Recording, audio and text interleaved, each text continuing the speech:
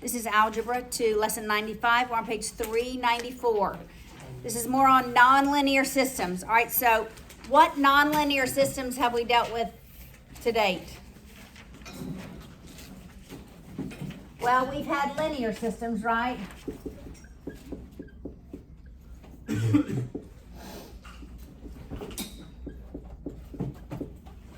And how did we solve for this system of equations? What's the procedure? What do you mean solve? Like graph them? Solve. Elimination or substitution, right? And what were we solving for? The point of consistency, right? Where the equations were consistent. Remember, they're either consistent at one point, they're inconsistent. If they're inconsistent, the lines are parallel. Parallel has same slope, different y-intercept, right? Or they're consistent at every point. If they're consistent at every point, they are the exact same line. All right, so we've had two linear equations that we've solved for. We've also had a circle and a line, right? So we would have had something like y equals 2x plus 3, and we would have had x squared plus y squared equals 9, something like that. All right, with when we have two linear equations, we always used substitution or elimination to solve for the one point of concurrency, where they were consistent at one point. All right, when we had nonlinear equations, this is a nonlinear equation. It's a circle. And we had a line.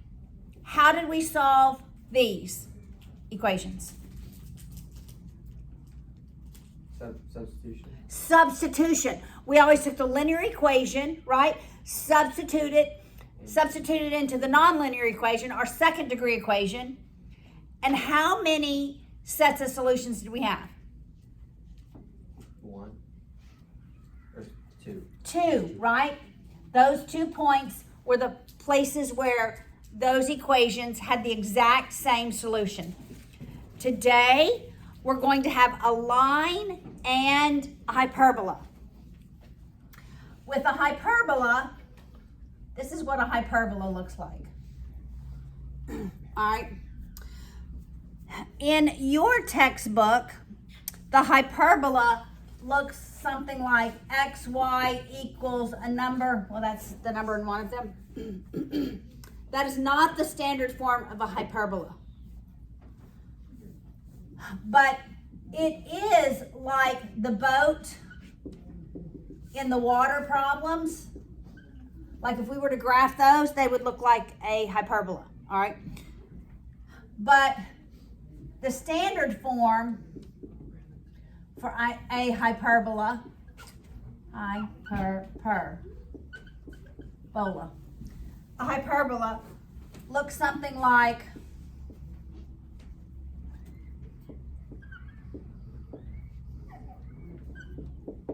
this. I just made that up. But that's what it would look like. So this is exactly what pre-calculus just had their test on. This was one part of it, one lesson, hyperbolas, all right? Know that a hyperbola either opens this way or a hyperbola can open this way.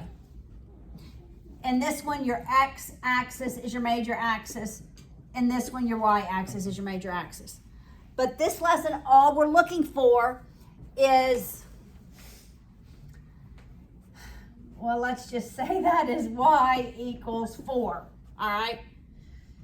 We're looking for the 2 points where the line and the hyperbola intersect.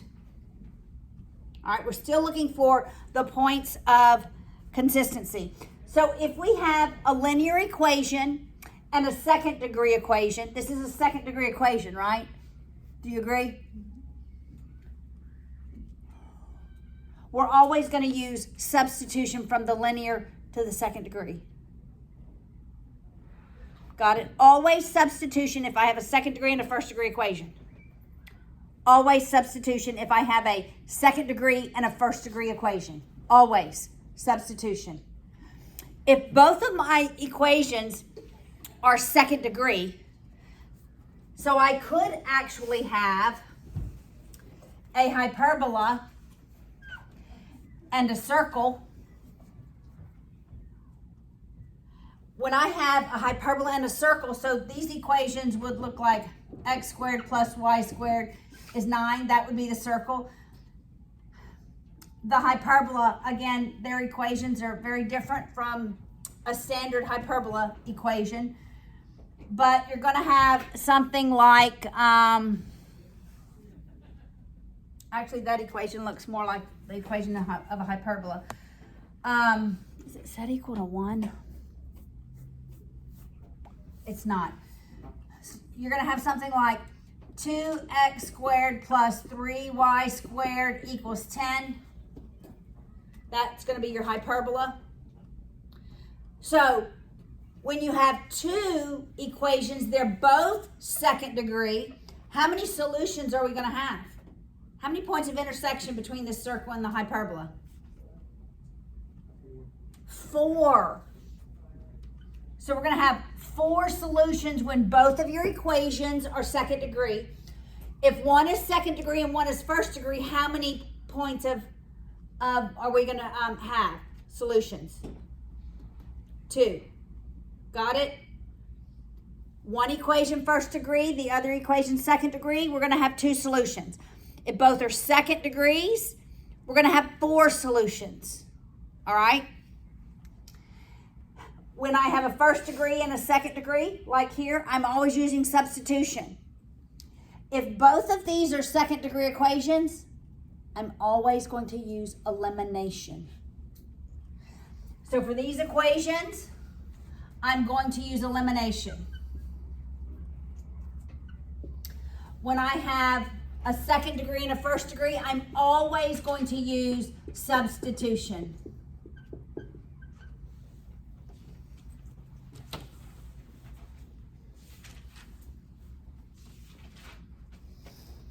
All right, so let's work through the practice problems, of which there are only 2. All right, so look at the first one. We have 6x, make sure I'm in the space of the camera, 6x minus y equals 5. And then we have x, y equals 4. All right, so in my brain, I'm saying this is a what degree? Second. This one, this first one, is a first degree. Wait, I thought you added the Each term. Okay, what's the degree of this term? 1. 0. You take the highest degree, so it's only 1. So in some, I thought you added like the Yeah. like for the x y equals 4. Is that 2 or is that Only 2? add them when they're multiplied. Oh, We're only adding when they are multiplied, We're smart. right? Okay, so this is a first degree, and you know that because surely you know that's a line, right? This is a second degree. We have a first degree and a second degree. What method am I using to solve for it? First degree. Substitution. Substitution. How many solutions am I expecting? 2. 2. That's right. So when you look at the equations, you should be able to say what method am I going to use to solve and how many solutions I should have. So in this one, we're always going to use substitution. We're going to have 2 solutions. We're always going to use the linear and substitute into the nonlinear. All right, so I'm going to add y to both sides and subtract 5. So I'm left with 6x minus 5 equals y. This is what I'm going to substitute in to the hyperbola equation for the value of y. So the bottom one is a hyperbola. This is a hyperbola, yes. Strange looking equation for a hyperbola, I will say. They don't normally look like that. They don't. In most textbooks, that is correct. But this one, they do. This one, and they told you it was a hyperbola. At any rate, you know it's a second degree, right? So you really don't need to know, is it a hyperbola, an ellipse, or a circle. That would be our options: hyperbola, ellipse, or circle, or parabola.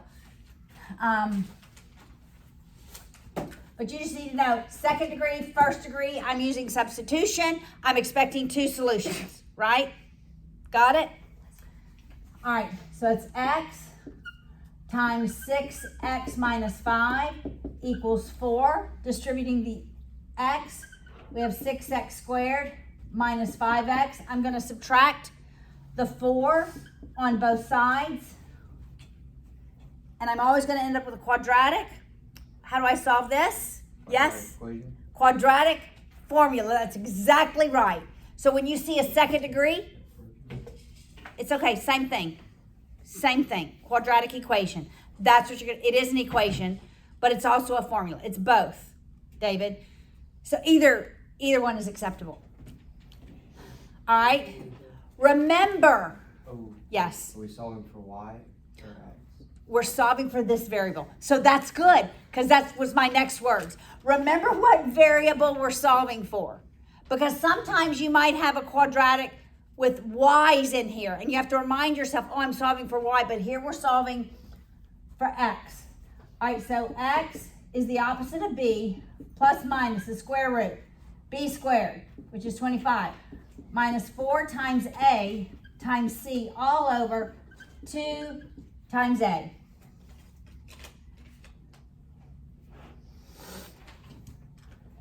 All right, so x is 5. I'm going to break it up. 5 twelfths plus minus. What's 4 times 6 times 4? It's 24 times 4. 96. How much? 26. 96 and 25? Did No. you already added it? Already added it. Well, because it's going to be positive. It's going to be positive. That's right. Positive. So what's under the square root is 121. 96. No, under the square root overall is 121. So we have a square root of 121, Which is 11. which is 11. That is correct.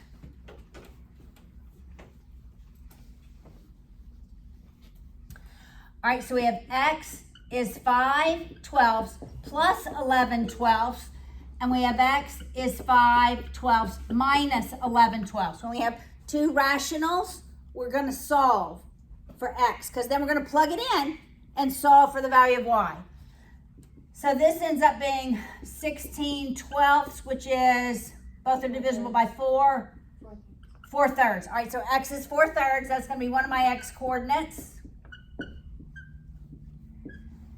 When we subtract, that's what? Negative 7? Negative 6. Negative 6, So negative 12, yes, negative 1 half. Now I have to go back and solve for y. Guys, always go back to your linear, because when we use substitution, we had y equals. All right, so we're going to substitute in 4 thirds for y. For x, 6 times 4 thirds minus 5, that's going to be the value of y. Simplify, that's 2, that's 8 minus 5 is y, so y is Y is 3. 3. All right, now we're going to substitute in negative 1 half for x. So it's 6 times negative 1 half minus 5 is y. That becomes 3. Y is negative 8. Make sense? Linear, second degree, substitution, 2 solutions.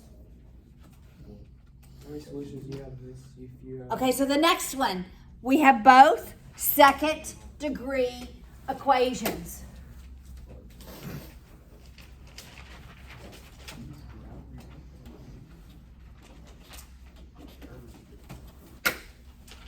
You have to write your answers in coordinate pairs. I can't just see x equals, y equals, y equals. They come in pairs. Does that make sense? Okay. Did you say do the practice? No, we're going to do example 2. Now look at what we have. We have a circle and a hyperbola. So we have x squared plus y squared equals 9. Did you know that that was a circle? Yes. Because it's x squared plus y squared equals what? The radius squared, right? I just taught that today in geometry. Some of them had fun, not everybody. I think it's a fun day when I get to teach them how to graph circles. I sure did not think that. No, some of them did. And if they deny it, they are not telling the truth. Only one shook their head and said, Was it a guy? Who's that? of course it was a guy. It was Okay. What is that supposed to mean? I'm sure some of the girls didn't enjoy it either, but they won't tell me, guys. They're just. I don't like it. Wait, so who did it? Was it King? I'm not telling you. Okay, let's right here. Okay, what's the degree of this equation? For 0 at first. What's the degree? Second. Second degree. What's the degree of this equation? Second. When we have two second degree equations, how am I solving? Eliminate. Elimination. How many solutions? No, we're always going to use elimination. One solution. 4. 4. It's a little bit off. 4 solutions. Do we You're going to have 4. Do we have to put all 4 solutions on said test? If you don't, the answer is wrong. Oh. Because there are 4. All right, so it's pretty easy. I'm going to eliminate y squared, Miss Haley, right? Yes. just one more time. If it's first degree, 2 solutions. Second is 4, correct? And then 6. Well, if I have a first degree and a second degree, Mhm. I'm going to have 2. If I have a first degree and a first degree, I'm going to have 1, none, or infinite. Right? If I have 2 first degrees, 1, none, or infinite. If I have 2 second degrees, I'm going to have 4. It's on the video Okay. if you need it. All right, we're going to use elimination. Always 2 second degrees. Y's eliminate. If you need to, just multiply one of the equations by -1, right? So I end up with 3x squared equals 3. Dividing by 3, x squared is 1. What is the value of x? Square root of 1. Square root of 1. Okay, what's the square root of 1? 1. Wait, It's 1. wait, Is that the only answer? I. or negative, Wait, negative negative I. 1. 1 or negative 1. Positive and -1. I don't get. Okay, I'm going to get... Oh no. Got it? Okay, so when you write your solutions, you're going to have 2 solutions with +1. You're going to have 2 solutions with -1. Okay, go ahead and write it. Two solutions with the positive, x or y, whichever one you're solving for. 2 solutions with the negative. All right, I'm going to look at this first equation. Substitute x. And first I'm going to substitute +1. That's just 1, right? I'm going to subtract 1. I have y squared is 8. Y. 2 square root of 2. Square root of 8. 4. Plus and minus Square root of 8. 2 Square root of 4. square root of 2. So 1 is plus, 1 is minus.